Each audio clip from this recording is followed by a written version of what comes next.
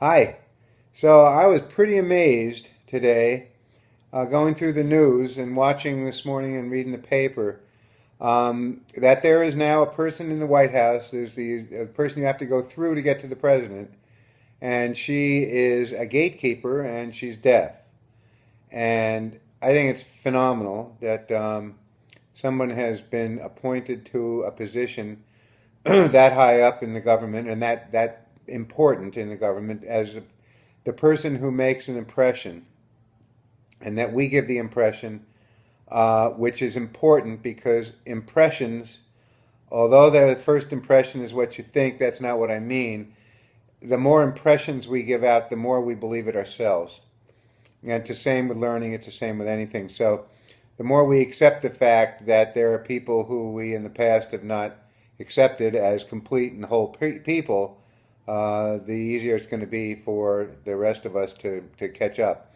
Um, Years ago, and I'm going to say there was like 1989 or 1990 or something, I was a financial advisor in Connecticut. And one of my clients said that he had a guy that he knew that had died, and he had left some money to his son, a couple of trust funds actually. And so he asked me if I would help him. And I went and met him, and he's deaf. His father was not deaf, but his father saved money all his life because he knew he'd never really let his son go to school or do much. So his son only knew sign language. And if you don't know American Sign Language, I want to tell you that whether you can spell in American Sign Language or not doesn't help much, because American Sign Language is all symbols, just pretty much all symbols. And so when you do something, it depends on where you touch and how you make the formation with your fingers. And with facial expression is very important. But mostly it has to do with the shapes of your fingers and the places you touch in your body and the way you move your hand around your body. That's the way American Sign Language works. So if somebody knows American Sign Language and they live in France, you can't spell them a thing because they have no idea what you're doing. And some of them have never even been to school and learned English, so it doesn't matter one way the kid, they haven't learned French. So it's a different thing. But anyway, the society that revolves around deaf people, I looked into things and I thought, well, gee, I wonder if there's an operation. The more I talked to, I got a person to tutor me for a while.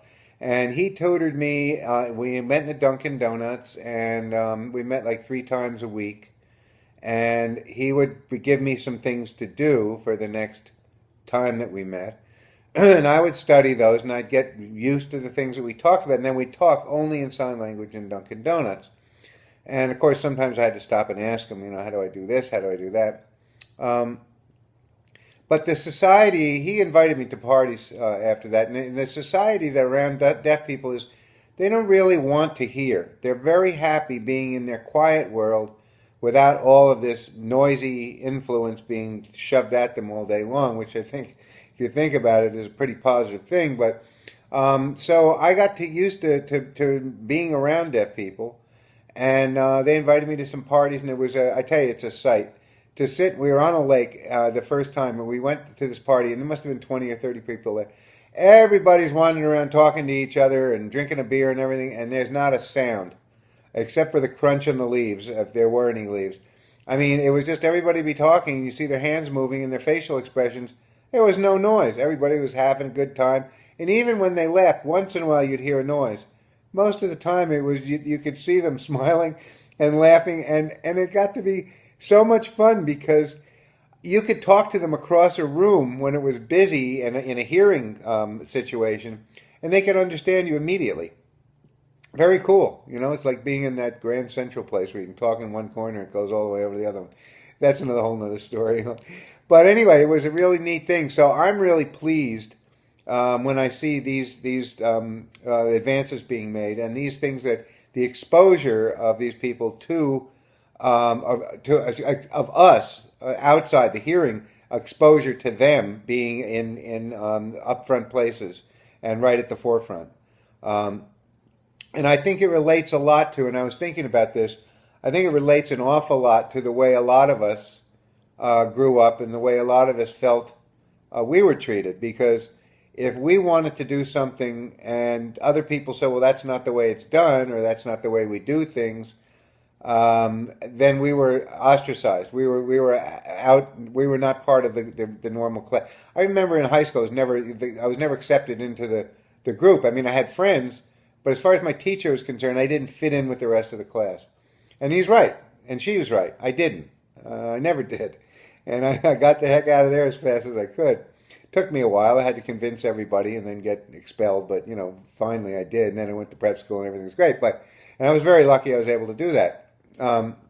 But the thing is that we all need to fit into some place, and if we can fit into a place where we exist, where other people appreciate us, that's what I love about this industry, is that when you create your own company that's based upon you and your feelings and the things you want and need and the way you do things, then other people want to be part of that and you want to be part of them, and then you have your own.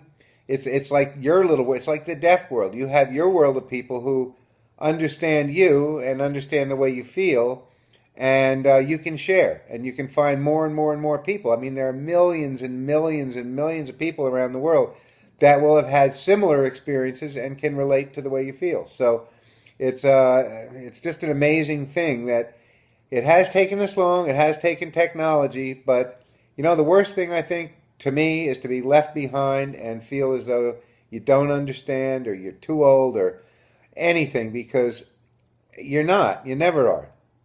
It's just you can't give up. You can't think, oh, I can't do that, or I don't want to do that, or it's too much for me.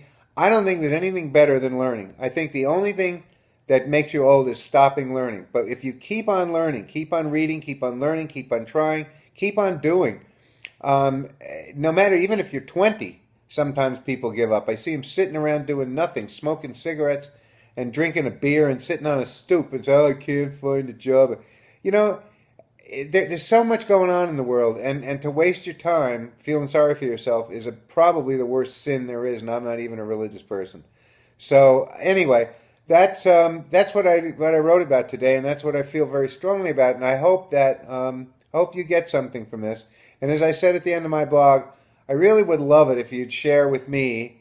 If you feel the same way about some things, share it with me. And if you haven't yet become part of our organization, then think about it. Take a look at it, or call me and ask me. I think it's a really valid and very, very good place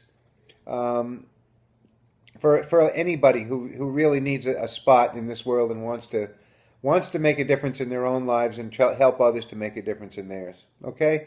Thanks, and I'll talk to you soon.